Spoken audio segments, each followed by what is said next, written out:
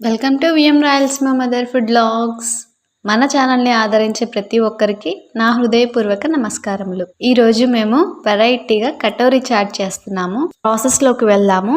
ఈ రెసిపీకి ముందుగా డీప్ ఫ్రైకి ప్యాన్లో ఆయిల్ పెట్టి వేడెక్కాక ఒక కప్పు కరివేపాకు వేసి క్రిస్పీగా ఫ్రై చేసుకోవాలి. ఇలా కరివేపాకు బాగా వేగాక ఒక బౌల్లోకి తీసేసుకోవాలి.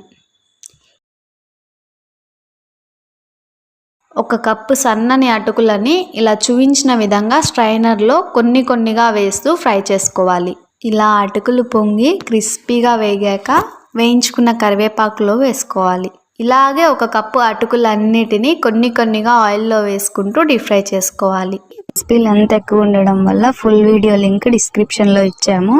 ఈ లింక్ క్లిక్ చేసి మీరు కూడా ట్రై చేయండి. మీకు ఎలా వచ్చిందో మాకు కామెంట్ చేసి మమ్మల్ని సపోర్ట్ చేయండి. Thank you for watching our channel, friends.